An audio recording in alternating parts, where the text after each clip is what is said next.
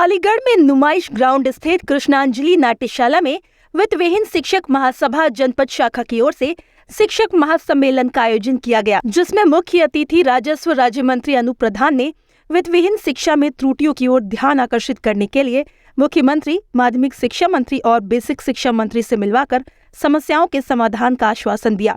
मुख्य वक्ता MLC doctor Manvendra Pratap Singh ने शिक्षकों की समस्याओं के निदान के लिए उचित पटल पर रखकर समाधान का आश्वासन दिया। विशिष्ट अतिथि कोल विधायक अनिल पाराशर ने आश्वस्त किया कि सरकार शिक्षा को लेकर गंभीर है। विशिष्ट अतिथि डॉक्टर रक्षपाल सिंह ने शिक्षकों की ओर से सरकार द्वारा न्यूनतम 15,000 रुपये प्रति माह मानदेय देने की मांग रखी। विशिष्ट अतिथि डॉक्टर राजीव अग्रवाल ने माध्यमिक शिक्षा में व्याप्त अनियमितताओं और सरकार द्वारा उनको दूर करने के लिए किए जा रहे प्रयासों को साझा किया। शिक्षक महासभा के आगरा शिक्षक खंड प्रभारी पवन शर्मा ने जनप्रतिनिधियों से अनुरोध किया कि वे अपने अपने विधानसभा क्षेत्र में आने वाले समस्त वित्त विहीन विद्यालयों में एक सोलर लाइट लगवाए। इस मौके पर वित्त विहीन शिक्षक महासभा के जिलाध्यक्ष देवराज शर्मा, बनी सिंह बघेल, देवीचरण शर्मा, जितेंद्र चौधरी, डॉक्टर कैलाश रावत, नीरज गौड़, IP सिंह, अशोक चौधरी आदि मौजूद रहे।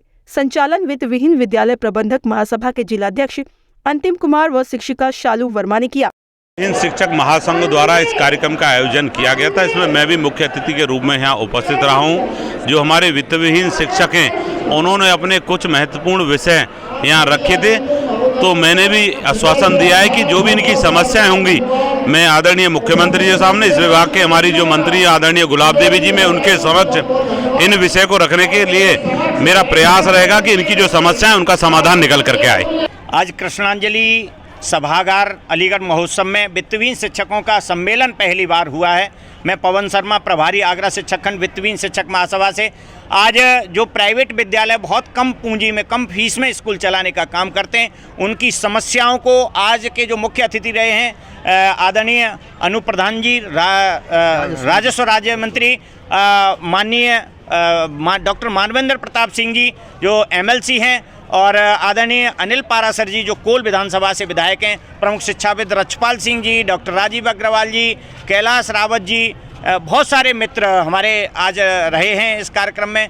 हमने क्लास फर्स्ट से ही रजिस्ट्रेशन की मांग सरकार के समक्ष रखी है, जिससे सरकार का ही अरबों रुपए बचेगा, चाहे वो मिड डे मील, चाहे जूते मोजे, चाहे बुक्स हैं, चाहे इंफ्रास्ट्रक्चर है।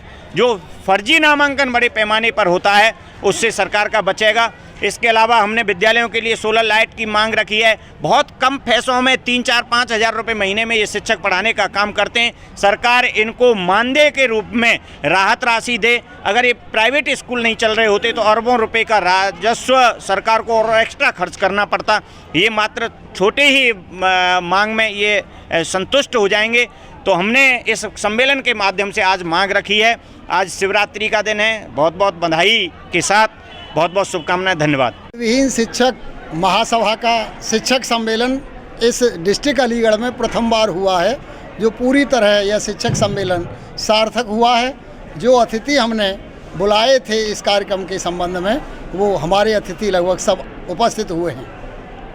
इस सम्मेलन के माध्यम से हम समाज को यह दिशा देना चाहते हैं कि जिस प्रकार से समाज का प्रहरी शिक्षक अपने राष्ट्र को उत्तरोत्तर वृद्धि के लिए, भारत का भविष्य उज्जवल बनाने के लिए विद्यार्थियों में संस्कार, शिक्षा, अनुशासन, व्यवस्था, हर प्रकार से शिक्षा प्रदान करता है, उसी उद्देश्य को पूरा करने के लिए हमने अपना वित्त विहीन शिक्षक महासभा सम्मेलन का आयोजन किया था।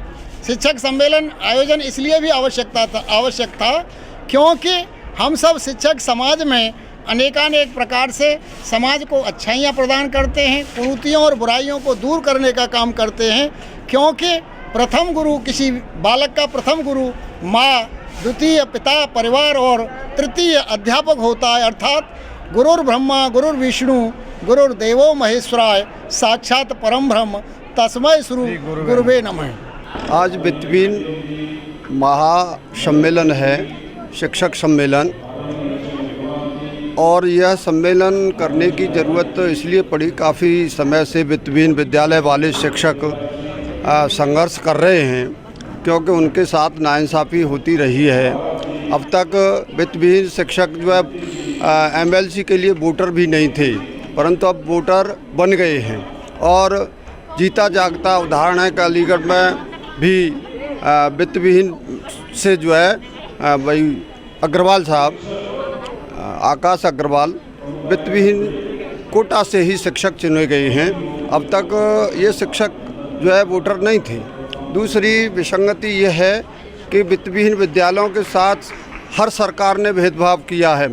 संख्या वित्तविहीन विद्यालयों की ज़्यादा है, गवर्नमेंट की यानी राजकीय और एडेड विद्यालय कम हैं। वित्तविहीन विद्यालय के शिक्षक बहुत मेहनत करते हैं और मैं तो कहता हूं कि अगर वित्तविहीन विद्यालय ना हो तो शिक्षा बिल्कुल धराशायी हो जाएगी। इसलिए वित्तविहीन शिक्षकों को, विद्यालयों को नकारा ना जाए, उनको सार्थक उनको प्रोत्साहित किया जाए। पिछली सरकारों ने भी मानदेय के रूप में वित्तविहीन शिक्षकों को मानदेय दिया था, परंतु इस सरकार ने जो काट दिया ये ठीक नहीं है उनके सम्मान में। दूसरे मैं ये भी चाहूँगा कि सरकार इनको प्रोत्साहित करे और शिक्षा के क्षेत्र में ज़्यादा पैसा और विद्यालय बनाने की भी जो ज़रूरत नहीं, क्योंकि विद्यालय हम लोगों के हैं और जब छुट्टी हो जाती है छात्रों के पहले बैच की तो विद्यालय पूरा खाली पड़ा रहता है। उसमें दूसरा बैच चलवाएं, गवर्नमेंट दूसरा बैच चलाए, क्यों बिल्डिंग बनाए? भाई खाली पड़ा रहता है 24 घंटे, केवल 8 घंटे जो है विद्यालय चलता है, उसके बाद तो 16 घंटे खाली रहता है ना। तो उसमें चलाएं, वो जो पैसा बचेगा नई बिल्डिंग बनाने से वो उसमें लगाएं। क्योंकि ये छोटे विद्यालयों को लोग बदनाम भी ज़्यादा करते थे। मैं स्वागत करता हूँ जो वजीफ़ा छात्रवृत्ति है जो बच्चों के खाते में आता है, ये बहुत बढ़िया प्रयास है, क्योंकि इसको लेकर विद्यालयों को बदनाम करते थे कि स्कूल वाले छात्रवृत्ति को खा जाते हैं, तो ये भी हट गया मामला। मैं नकल विहीन परीक्षा का भी स्वागत करता हूँ, परंतु भेदभाव का मैं घोर विरोधी हूँ कि वह एडेड विद्यालय अथवा राजकीय विद्यालयों को बहुत ज़्यादा तरजीह देते हैं और वित्तविहीन विद्यालयों को तरजीह नहीं देते हैं। यदि वित्तविहीन विद्यालयों में अच्छी शिक्षा न मिले तो मैं बेटा वित्तविहीन विद्यालयों में अगर अच्छी शिक्षा न मिले तो लोग जो है गवर्नमेंट के राजकीय विद्यालयों को छोड़कर वित्तविहीन विद्यालयों में अपने बच्चों को दाखिला दिलाते हैं। भाई सारे अफसरों के बहुत जो अफसर हैं, बड़े लोग हैं, जो पैसे वाले हैं, उन सबके बच्चे जो है वित्तविहीन विद्यालयों में ही शिक्षा प्राप्त कर रहे हैं, न कि राजकीय में कर रहे हों। राजकीय विद्यालय के टीचरों को बहुत ढेर सारा वेतन मिलता है, उसके बाद भी जो फायदे के परीक्षा केंद्र हैं वो एडेड विद्यालय में ही देते हैं, राजकीय में ही देते हैं। अरे हमारे टीचरों को भी 100, 200, 500 रुपये परीक्षा के रूप में मिल जाए, उनकी रोजी रोटी चले, तो इनको भी सेंटर बनाना चाहिए, इनके साथ भेदभाव नहीं करना चाहिए।